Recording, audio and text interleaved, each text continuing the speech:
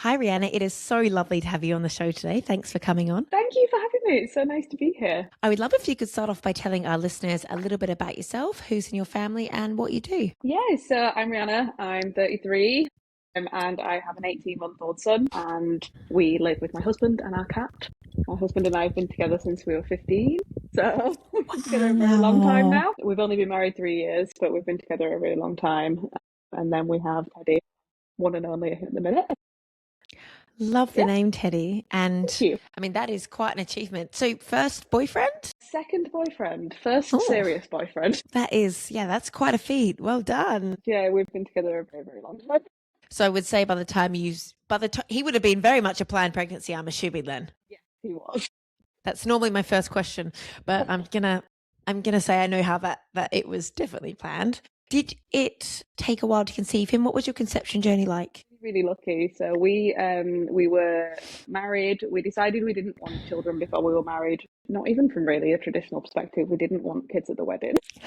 We thought we'd do the marriage thing first and then the kids thing. So we could really, really enjoy our day, just the two of us. Let your hair down. And yeah, exactly. And then so when it came to the point of us sort of like actually trying for kids, we were like, right, it might take a while, we need to be prepared for it to take however long it's going to take. We've got no idea. And then month 2 of trying, I was pregnant. So we were really, really lucky. Incredible. And it just sort of happened when it happened. It was a bit nuts because we weren't expecting it to happen that fast, to be honest. Yeah. But very, very, very, very grateful that we didn't have any sort of issues. How did you feel in those first few months of pregnancy? Were you someone that suffered with symptoms, or were you lucky? My first trimester, I was nauseous and I was sick a little bit. Nothing super bad, like your standard morning sickness kind of vibe stuff. And I was really, really tired just all the time. And I had no appetite. I was just like not hungry at all, and I'd eat like a sparrow. Like it was like my stomach got really full really, really fast. It was really strange. That is the opposite to what I'm used to, by the way. I am a big foodie. I have never heard that as a symptom. I mean, later in pregnancy, sure, when the baby is taking up more space. I was just disappeared. It was really weird. How was that? Because like normally, like as you come onto your period, or like other women have reported in early pregnancy, they're eating more, right? Because your body's like, you weren't nauseous? I was nauseous. Yeah, I was nauseous. But even after that sort of subsided, the lack of appetite just continued. Could you force yourself to, like, obviously you had to eat. So were you conscious of like making yourself eat? And it was the sort of thing where I figured out after a little while that the best thing for me to do was sort of like little and often, rather than like 3 big meals. I was having like 5, 6 like small meals through the day. Snacky snacks. Because I'd just like eat. And after a few mouthfuls, I was like, oh my God, I'm stuffed. It's really weird. It's not what I'm used to at all. Wow. The rest of your pregnancy with him, you said you were tracking pretty well. Were you low risk? Were there any concerns, or were the midwives happy? Yeah, I was considered low risk all the way through. I had a higher BMI than they thought was comfortable, so I went for a gestational diabetes test. I did end up getting diagnosed with gestational diabetes, but not until really late in the pregnancy, because they kept cancelling my test appointment. And thankfully it was really, really textbook. Like I was diet controlled. I never had a blood sugar spike, and there was never any concerns for Ted's weight either. So although I had GD, it kind of didn't. It was, like I say, it was very, very textbook. So thankfully I didn't have to go on any medication or anything like that, and everything else was totally normal. And I suppose that the eating less would have helped, because I know if you have gestational diabetes, you're on quite a strict diet, aren't you, in terms of calories? Or I don't quite understand it fully because I'm not a medical professional, but I've just listened to many birth stories, both on this podcast and on other podcasts, and women who are even because you can have GD and not be like, you look like a very slight woman, like that. It can even be that you've just got it randomly. It's the placenta that causes it. Yeah. I used to like to blame my husband, because apparently the placenta is the man's thing. I was like, it's your fault, I've got it. But the diet was really boring. Essentially what you have to do is you have to just really, really cut your sugar and your carbs and eat a very sort of like high fat, high protein diet to kind of like keto, offset that. Yeah, very, very much like that. And I developed a massive sweet tooth in pregnancy. So that's we all do. I was having to eat those little those little like 10-calorie sugar-free jellies for like a treat. They were horrible. That is grim. It was. I was really actually quite glad that I didn't get diagnosed until much later, because I had to put up with it for a lot less. Okay, so you, aside from all of that, what was your like knowledge of birth? Did you hear good things from the women in your life about it? How were you entering like this phase of motherhood and all of your prep and stuff like that? So I'm a chronic researcher. I'm the sort of person who will go in and I will learn everything there is to know about something before I do it or before it happens to me. I think it stems from anxiety. It's like a control thing. But I was also the first person in my friendship group, the first sort of person in my generation of my family, like to have a baby. Like no one we really knew had a baby yet, or if they were pregnant at the same time as me and a little bit behind me. So I was like the test subject of everyone we knew. So I didn't really have anyone to kind of lean on from that regard. So I sort of leaned on like online communities. Like I joined a couple of Facebook groups and we had our antenatal classes and, you know, things like that. But I went into it the way I go into everything, which was very, very highly researched. And I am someone who thrives on a sort of like more positive mindset. I had anxiety quite badly in my 20s, and so because of that, I like to sort of like make sure I kind of try and keep myself in check and keep things positive. So because of that, I very intentionally absorbed a lot of like positive birth stories online. I did hypnobirthing and I looked into the biomechanics and that sort of thing. I actually went in incredibly prepared for someone who didn't really have anyone around me that were also having babies. That's a good way to be. I always say, yeah, I say like you don't know what you don't know. And the way I work is I like to have more information rather than less. And I feel like if you are like an anxious girly, I'm also an anxious girly. I like to know the good and the bad and like anything that can happen so that I can like prepare my brain for what if the worst happens. So did you do the regular NCT courses and like what hypnobirthing course did you do? So I did Happy Parents, Happy Baby antenatal classes. They were the ones that were most local to us that we could do. Yeah. So we did that and they were great. I really enjoyed it. They also had like a week that was specific to hypnobirthing, so that was a big plus for me. So I didn't do a hypnobirthing course specifically. I did it as part of our antenatal classes, and then I read a couple of books as well. And then I also did an online sort of antenatal thing. It's called the Bump to Baby chapter, I believe. It's run by a midwife and it's sort of like a video antenatal classes, and they have like a Facebook community and stuff like that. So I found that really useful as well. Like I said, I didn't have anyone around me who was having babies, so sort of drawing from those online communities was really, really helpful for me. Once you'd done all the prep, did you have an idea of the kind of birth you wanted? Were you like definitely hospital or definitely home? What were you thinking? I was actually definitely hospital. I was really open to a home birth and I would actually really like a home birth for any future children. But because it was my first baby, I was just a bit like hospital this time, but as homey as possible. My dream birth scenario, like plan A, was water birth, midwife unit, as little intervention as possible. Like that was my like absolute gold standard. Gold standard birth. So that was kind of where I was at. Yeah. So if there's nothing else you want to mention about the pregnancy, we'll get on to your first signs of labour. Was there anything else you want to mention? I don't think so. Yeah, it was just quite textbook, really. Yeah. Like I said. And were they happy for you to birth on the midwife? Do you know? I assume there'd be no reason why you couldn't. Yeah. So I was warned by the midwife who ran our antenatal classes, was actually doing her, like, I can't remember if it was a master's or a PhD, but she was doing further study and she was specialising in gestational diabetes. So she kind of pulled me aside and said, like, look, they're probably going to push for induction. They're probably going to push for a bit more intervention, a bit more monitoring. And she was like, you do not have to have it if you don't want. Like, don't make anyone make you feel like you need it, because unless it comes to the point where you actually do need it, you don't need it just because of the diagnosis. So I was like, okay, cool. So I kind of stayed in that headspace of like, I'm going to try and get what I want from it. That's interesting. I forgot about that because I forgot that with inductions, with gestational diabetes, they often want to induce. And like, I've even heard that if your BMI is slightly raised, that they might not want you to have a water birth because it's trickier to get in and out of the pool. Like, was that something else they were giving you? I actually never encountered it. I did have to have the diabetes test in the first place because of my BMI. Like that was the only risk factor. I mean, thankfully I did have it because I did end up having it. But thankfully, I don't know whether it was the midwife on the ward or whether it was just my care team in general, but it was never really raised as any sort of issue for me. They were very, very, happy to sort of do what I wanted to do. So that was amazing. Good. My community midwife was fantastic as well from that regard. She was very on my side with everything, so that really helped. So you're going ahead and having the midwife-led unit birth, which you're really, really excited for. You are tracking well in your pregnancy. Were you excited to go into labor? Yeah, I was actually. So I'm trying to think of where to start. So I originally was going to go off on maternity leave at 38 weeks, and I was just so knackered by the end of it.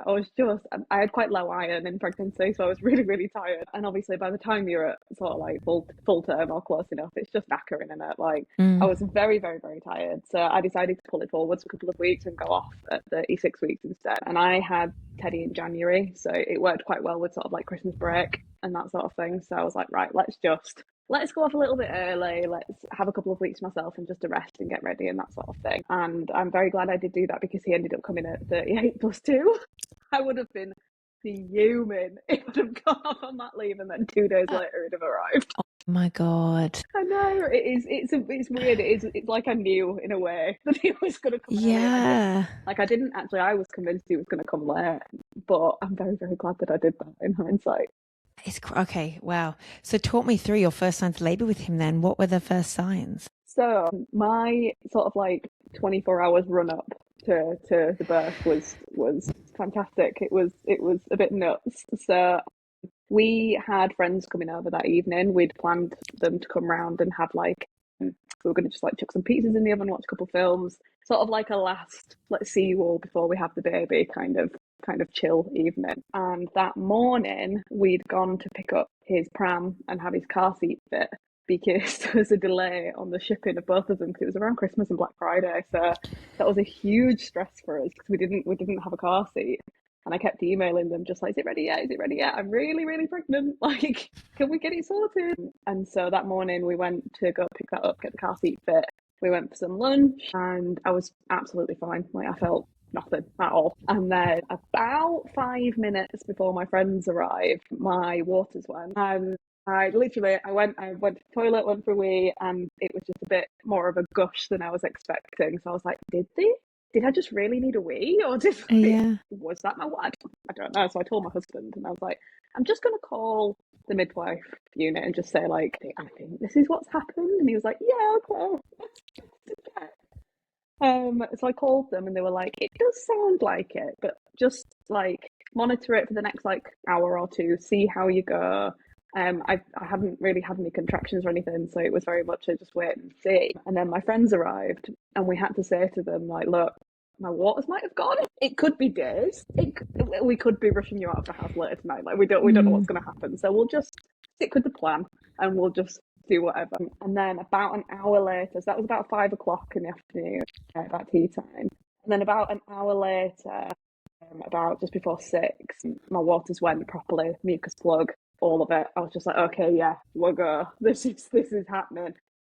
So we sent my friends off home. I called the midwives again, and they were like, right, let's come in, assess you. There was quite a lot of blood with my mucus plug, so they just wanted to check me over. We'll come in and assess, and they were like, realistically, what's probably going to happen is we're probably going to assess you, get you sent off home for early labour, and you can have a nice chill night and all this. And I was like, okay, cool, that sounds fine. And my parents were coming over to drive us to the hospital, and they only live about 15 minutes away, so it was great. So we actually finished packing our hospital bag whilst I was sat there thinking I wonder what's going to happen tonight. I wonder when we'll have our baby. And within those 15 minutes between me calling the hospital and my parents arriving, my contractions started, and they got quite sort of, I can't think of the word, they increased quite a lot, quite fast. Intensified. Yes, intense is the word. So I was in quite a lot of pain. Within those 15 minutes, it had ramped up quite quickly. And so we jetted off to the hospital. And I imagine we'll go into this in a lot more detail in the rest of the podcast. But long story short, I ended up having him 5 hours later. Wow. Nuts. It was absolutely nuts. So yeah, continue. Take us through it. Oh my goodness. Yeah. Went to the hospital. The contractions were just getting more and more intense in the car. My husband was tracking them. I had no idea at this point what they were. I was just kind of letting him do his thing and trusting that he'd tell the midwife what they needed to know. But I remember being in the back of the car and being like, I feel so much pressure. And I was like, I didn't think this happened this early. I thought this was sort of like further down the line. So I was not worried as such, but a bit like, is this going to happen a little bit faster than I expected? So we got to the hospital and I got taken up to the midwife assessment unit, and I was there I think about 30 minutes before they came round and sort of like fully assessed me, and they checked how dilated was, and I was already at 6 centimetres. So I was like, oh, okay. So they were like, yeah, we're going to take you through to delivery like soon. You're not going home. And I was like, okay, then we're go. It was absolutely wild. So my husband, bless him, who was just fantastic from through all of it, he was absolutely fantastic. I think inside he was freaking out, but externally 10 out of 10. So cool he was as a like, cucumber. yeah, he was, and he was really advocating for me, and he was like, she wants a water birth, she wants the midwife unit. And they were like, we've got a room on the midwife unit free, there is a pool in there, we can get that all set up for you. You might just have to wait a little bit because the pool's massive, we need to fill it up, but that's fine, we can get that organised for you. So I was absolutely buzzing, and they were like, let's get you on some gas and air. So they brought me through some gas and air, and the tank was empty. I was like, I need something at this point. I'd had like a paracetamol before I left in the car, thinking that I still had a while to go. Were you using the TENS machine or a birth comb, or was there anything else you were using? Nothing. I literally was just everything was happening so quickly that I almost didn't even have a chance to think about it. Yeah, so you weren't like cognizant of like hypnobirthing breathing or... Not at that point. It was very much like, okay, an hour ago I was gonna have pizza with my friends, and now I'm 6 centimetres dilated and ready to give birth. Like it was mad. So they got me some more there. Thank God. And then we went through to the midwife unit, and I got comfortable, and they had like a big beanbag couch thing on the floor, like a beanbag bed. And so I got comfortable on there while they filled the pool up. And then I was on my gas and air, and they asked me if essentially that's when they told me, they were like, you won't be able to have your TENS machine if you're in the pool, and other sort of just FYI essentially. And I was like, yeah, that's fine, get me in. And I got into the pool. I think it was probably about an hour between me getting assessed and me actually getting into the pool.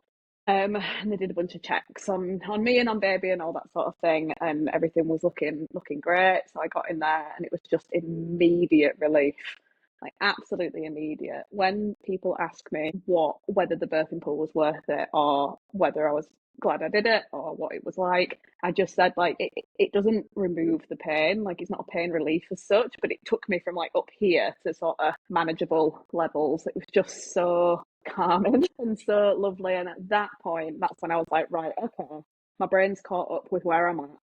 I'm giving birth. What do I do? So that's when I sort of kicked into the sort of like hypnobirthing breathing and my Gestational, which, to be honest, I found it more useful to actually have something to hold and to focus on and to breathe with than I think I did the actual physical pain relief, if that makes sense. I think it was as useful to me to have that sort of tangible thing. And that was the only pain relief I could have, because everything was just happening so quickly. And I'm not one of these people that was like, I don't want an epidural, I don't want pain relief. I was happy to just take it hour by hour and see what happened. I was very, very open to everything like that, but I just didn't have the time. Wow. At the time.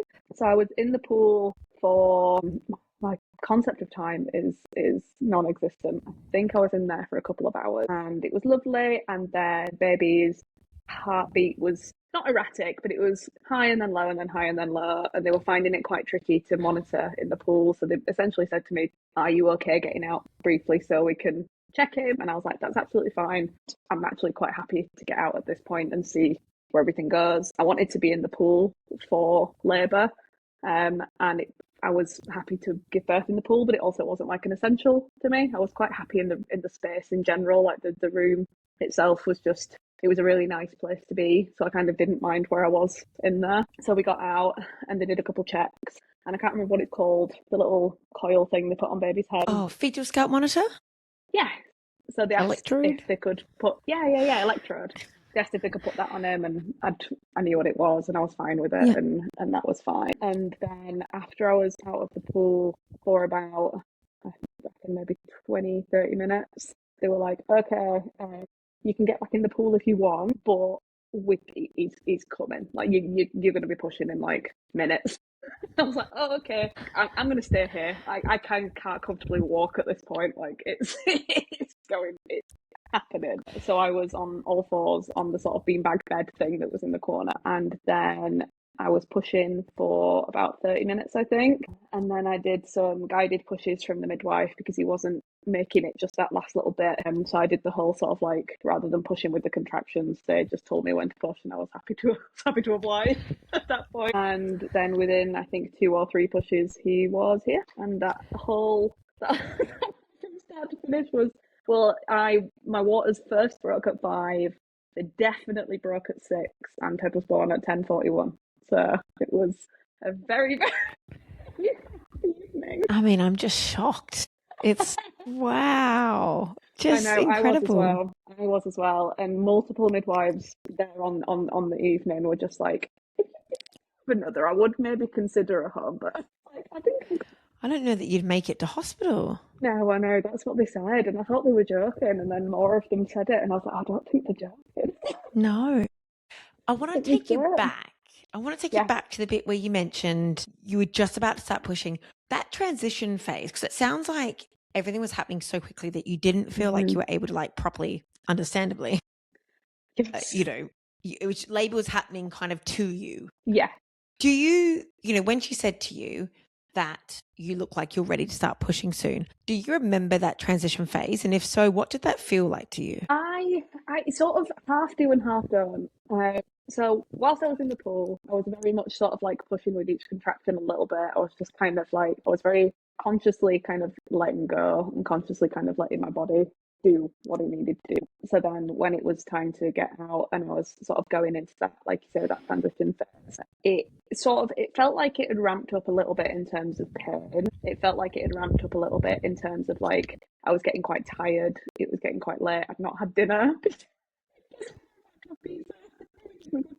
So I was like ramming biscuits into my mouth and just being like, I don't know if I should eat these because I have diabetes, but we have nothing else and I'm starving. And baby's coming, so. And baby's coming, so you know. And so like having some tests done and having the electrode put on and then going over on 4/4s and all of a sudden being like, oh my God, okay, this is like happening now. Like he's gonna be here. And I was just, you felt it, you mean? Do you mean like you felt his head? No, felt it in more of a mental sense. Gotcha. And I was just like, right, okay, I'm not just in the pool. I'm not just sort of like having contractions. I'm about to have a baby. Like this is about to happen. And that moment was kind of not overwhelming. It was like a cross between very overwhelming and a huge relief. I think because the rest of it had been a bit like I was just so not out of control. Because I actually did feel very in control through the whole thing, even though it was happening very quickly. I actually did feel very sort of like okay with everything. I felt like I knew what was happening. It was just happening much faster than I anticipated. But at that moment, I was very much like, right, lockdown, knuckle in. This is what we're doing, and I was doing all my breathing, and I just sort of like almost switched into this like let's go kind of mindset, and it was so empowering. It was so empowering and painful, incredibly painful. I had my gas and air and that was it, and that was not my plan. I was so happy to have the pain relief and we just did not have time, so I was in a lot of pain. But I kind of knew at that point I could rationalize it myself with like a right, the rest of the labour has gone quick, like you have not got to do this for much longer now. Like, and my husband was there saying the same thing to me, like you've got this.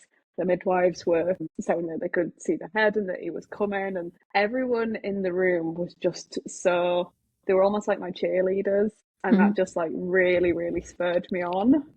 So incredible. It was like it was honestly the dream labour scenario for me. Like I couldn't have planned it better in my head. It was just fantastic. When I gave birth, one of the first things I said to my husband was just like, I can't only experience this once. Like I need to do this again. I can understand that. Wow. Talk me through what that kind of ring of fire head coming down felt like to you? Is it not, I want to say as bad as I say it is, because I've heard women say that they didn't really even, that to them it wasn't like a ring of fire, or some that can't even quite remember it. Like, what did that feel like to you? That is one of the bits of labour that is still so clear to me, because I was on all fours. I had the gas and air in one hand and my husband's hand in the other, and I was just, I think I said to the midwives, the ring of fire. She was like, yes, and I was like, holy hell, I can see why they call it that. I was just like, almost like yelling, just like, yeah, okay, I can really see why they call it this. It feels like I'm on fire. But it was a lot more short-lived than I thought it would be. So for that sort of like moment, it was really intense and really painful. And then I think back, and I don't know if it was actually the case when I was going through it, or if my brain has rose-tinted glasses it, but I just feel like all of a sudden then he was here and I was done, and it was like, whoa, okay, it's over. So no, I do remember it. It was incredibly painful. Good to know. So the actual pushing, you mentioned that they kind of helped you a little bit with the pushing. Was that because why was that exactly? It was at the point, so they were monitoring his heart rate, and I was getting really tired, and it was all quite overwhelming. And so I'd been pushing, sort of properly going for it with every contraction for about 20 or 30 minutes at that point. So I think from what I can remember, the midwives had kind of said to me, like, we want to get him out sooner rather than later, because you seem quite exhausted and his heart rate was still kind of up and down. So they were like, the midwives were so fantastic. I know that they can't really do anything without asking you, but it really felt like every single step of the way they were telling me what was happening, and they were asking for my like full consent with everything. So I felt really listened to, and I felt really informed. So at that point, they were very much like, do you want to keep trying to push, or are you happy with us saying, push now, stop now, push now, stop now, and sort of doing it that guided way? They said there's an increased chance of tearing if we do that, but we'll do our best to kind of help that not happen. And I was like, that's fine. At this point, I just kind of want him out. It was quite painful. I hadn't had any proper pain relief, and I was like, if it's going to get him here a little bit quicker, then I'm happy to sort of like take your steer on that. So were you pushing? You were pushing when you didn't have a contraction. Is that what you mean? Yeah. How did that feel? Was that weird? Was it weird pushing without a contraction, or? It was really hard, because I had to push for quite a long time. So it was never. So they'd basically say like push, and then they'd be like push, keep going until I literally couldn't do it anymore. But after sort of like 2 or 3 of those big pushes, that was it. It was it. So I'm really glad that I did that. And were you doing the kind of breathe, push, take another breath, do the final? Was that? I feel like that's how they coached me to do it. Is that how you did it? A little bit, yeah. It was very much like I was doing my sort of, I was doing my sort of, is it down breathing at that point? Or yeah, breathing? I can't remember which is which. It is down breathing. I was doing that with each contraction, and then I was doing that for like the full kind of big pushes towards the end. And I did end up tearing a little bit, but only a teeny tiny bit. Didn't need any stitches. Amazing. And it healed quite well, kind of thing. So it was great. It must have felt insane when he was put on you. Like, what on earth just happened? It was euphoric. Like, truly, it was just mental. I couldn't believe it. I was sobbing, and my husband was crying. Both of the midwives were crying. One of the midwives in there was a student midwife, and we were her first birth that she actually saw from start to finish. So because when we came in at tea time, they'd literally just done a shift change, and then because he came quite quick, we didn't have any sort of shift changes throughout labour. So we had the exact same midwives from the minute we came in until sort of like really late at night when we'd been put on the postnatal ward. So she was just like elated, and we all got along really well. So they were just like sobbing. It was great. What a beautiful gift you gave her as well, witnessing that and learning from that birth. Lovely, honestly. And then I had to be kept in hospital for 24 hours for the diabetes, because they do sugar checks on you and baby after birth. So I already knew that was the case. And she came to visit us when the next shift started the next day on the postnatal ward, just to see how we were doing. And she was so...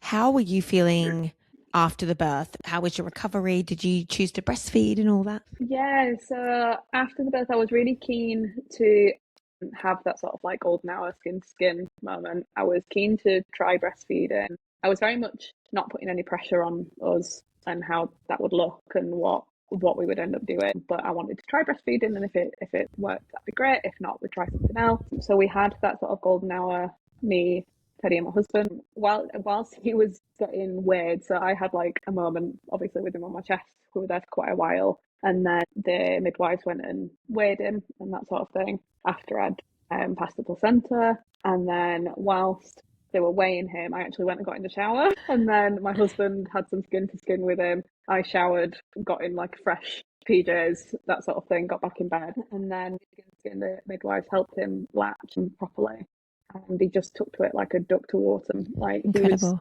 from the get-go, he was just a natural with breastfeeding. Like, we were so lucky to we've not had any issues with sort of like tongue ties or any latch issues or any allergies or anything like that. So we've been really, really lucky. And I'm actually still breastfeeding him now at 18 months. So wow, so great. Yeah, it was. Was he a big baby?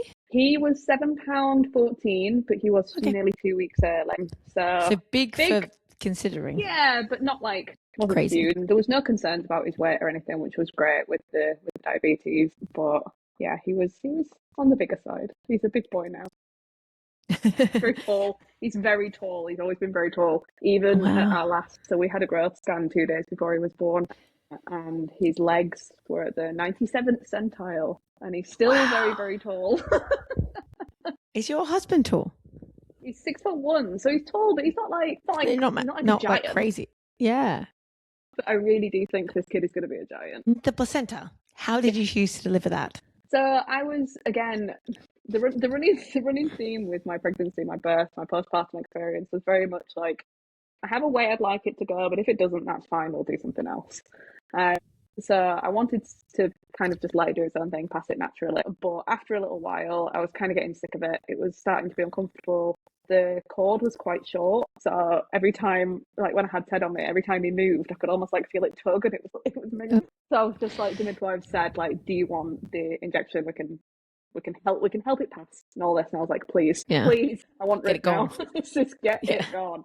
So we ended up doing that, and it was great. And honestly, it was in a really weird way more of a relief to pass the placenta than it was to give birth. Like, I felt like that was like it then. I was just like, oh my god, I'm empty. Okay, I can and it was just such a relief. I can imagine. And women say that once the placenta's gone, they're like, this is it now. Yeah, properly. It was huge relief when that had gone.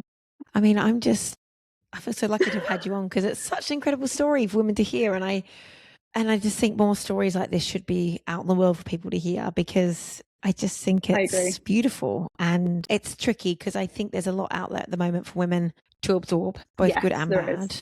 Yeah. And I do think that sometimes it's helpful to listen to it all, but I think it's really helpful to surround yourself with positive birth stories, especially if that's how you learn and that's how you feel safe, and that's going to help you prepare the most. So thank you for accepting my invitation and coming on when I found you. You're so welcome. I love nothing more than talking about giving birth, honestly. It's like we said earlier, like I really did try and absorb all that positivity whilst I was pregnant, and I do think it helped, but I'm also a very pragmatic person. So like my birth plan was very much like a plan A, B, C, D, E, F. And I think that helped as well, because it meant that when I was in labour, I knew what was happening at every single stage, and I knew that if anything was to change, I already had a plan for it. Yeah, and that just helped calm me down so much. So it meant that even if this isn't how birth went, I probably would have still had a relatively positive experience, obviously given that nothing actually went like wrong, because I kind of had that awareness and that knowledge and that choice, which I think is so important. Yeah, 100%. I think what I like to say to women that I think was like helpful for me when I was preparing is that sometimes you don't always get the outcome that you'd hoped for, but if you're aware of the different outcomes and you're accepting of them and you're treated with respect and you understand the system you're entering into, then it makes it so much easier to understand your outcomes, even like good or bad. Yeah, I completely agree. And I think that really helped me mentally through pregnancy and also in labour as well, because like I said, I kind of had I mean, you don't have any control over it, let's be honest, but it made me feel like I had sort of like as much control as I could have over the situation, and that just made it all so much easier for me in like a mental sense. So if you have any pieces of advice that you could give to a woman listening to this, what would you say? I would say go into all of it, like all of it, pregnancy, labour, postpartum, with as much of an open mind as possible. Try not to go in with any set ideas of what you want to happen that would lead to disappointment if it didn't happen that way, because you do have such little control over everything. And just because something doesn't go that one way that you wanted it to, it doesn't mean it's going to be a bad thing. But also do have a bit of a positive way of thinking if you can. Obviously, so many women are not in a position where they can have that, and I'm incredibly lucky, but I am proof that it does happen. You can have the sort of like excellent labour, excellent postpartum, like our breastfeeding journey's been fantastic, our birth was great, pregnancy was, fine. Fine. But it does happen.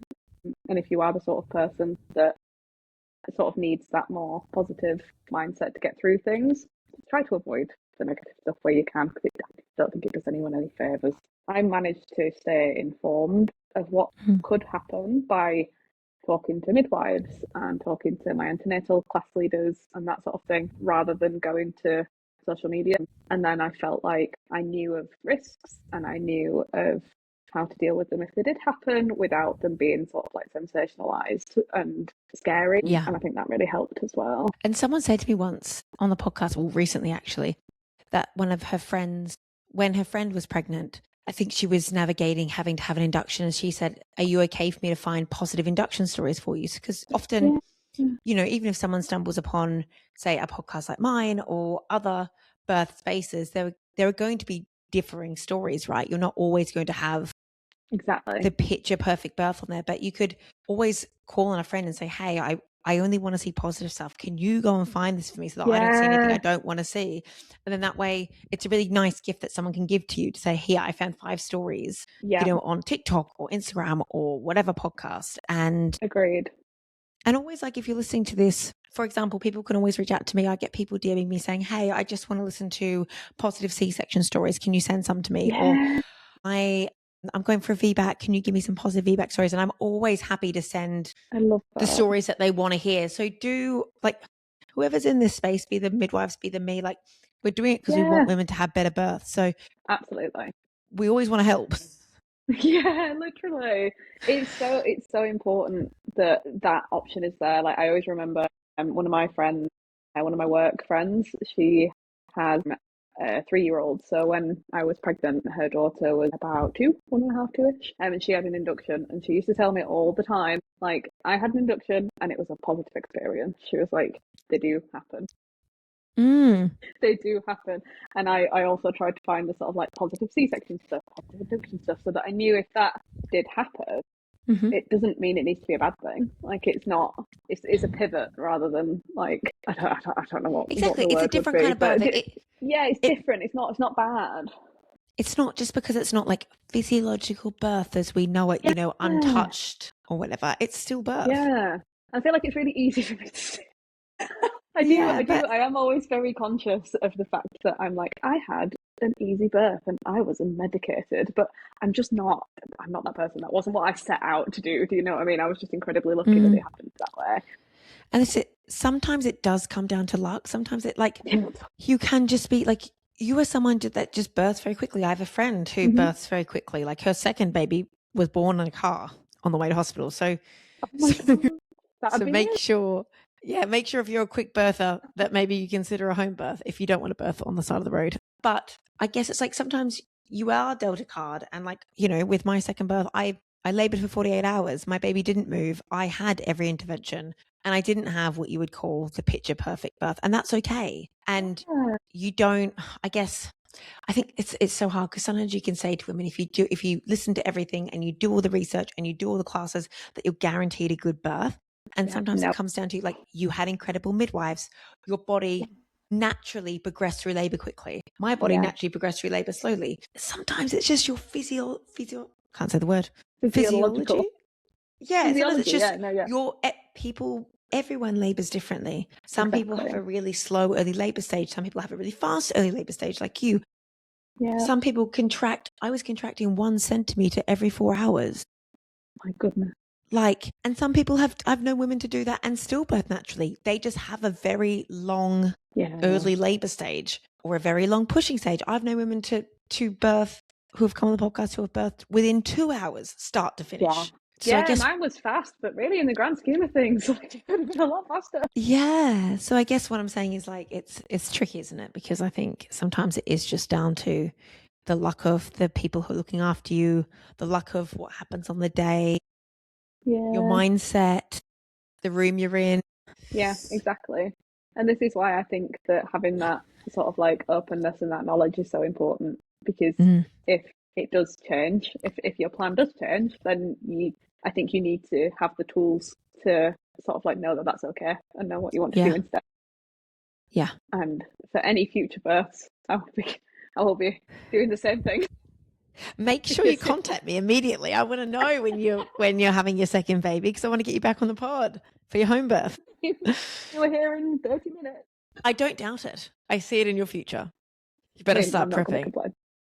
Yeah, I'll fuck with that. Oh, you have been such a joy, Rhianna. Thank you so much. Thank you for having me. I love talking about it. This is why I shared it on social media, because it's like I said, like I was looking for these sort of positive stories when I was pregnant. So I feel like because I had such a great experience, it's like my duty to tell pregnant people about it.